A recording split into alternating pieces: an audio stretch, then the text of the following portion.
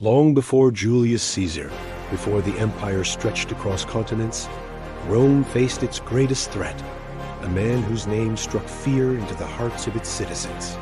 Hannibal Barca, the boy who swore eternal hatred against Rome, the general who brought elephants across the Alps, the genius who nearly destroyed the most powerful republic in the world.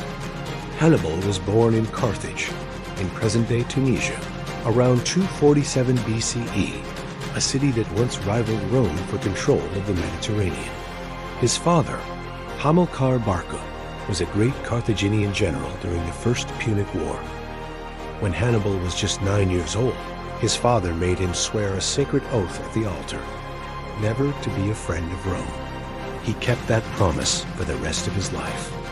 Years later, during the Second Punic War, Hannibal launched one of the most daring military campaigns in history. With around 50,000 soldiers, 9,000 cavalry, and 37 war elephants, he marched from Spain, across the Pyrenees, through Gaul, and into the icy, treacherous Alps. Many believed it was impossible. Most of his elephants died along the way. Thousands of troops perished from cold, avalanches, and enemy attacks. But Hannibal made it through, and when he descended into Italy, Rome panicked.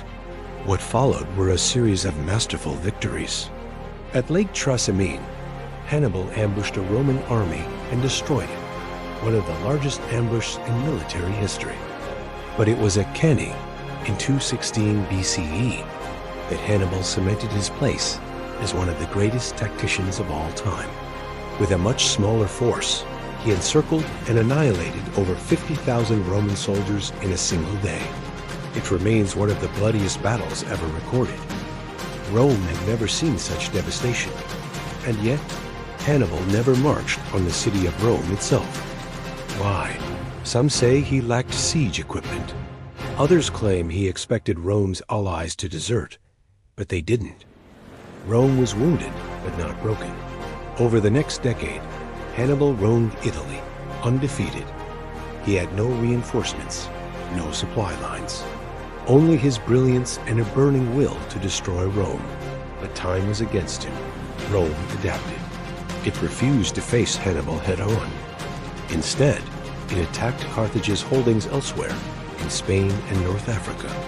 Eventually, the Roman general Scipio Africanus sailed to Africa and threatened Carthage itself. Hannibal was forced to return home.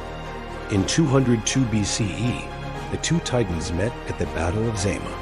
For the first time, Hannibal was defeated, not because he lost his genius, but because Scipio had learned from him. Rome had evolved. After the war, Hannibal became a politician in Carthage, but Rome still feared him. He was forced into exile, wandering from court to court, offering advice to other enemies of Rome. Wherever he went, Rome hunted him.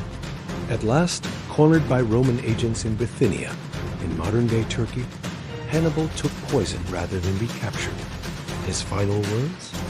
Let us relieve the Romans from the fear they have of a 77-year-old man. Even in death, Hannibal defied them. Today, Hannibal is remembered not only as a brilliant commander, but as a symbol of unrelenting resistance. A man who stood against the greatest power of his time and almost brought it to its knees. He was not Roma. He was never one of them. But in their own history books, they called him their greatest enemy.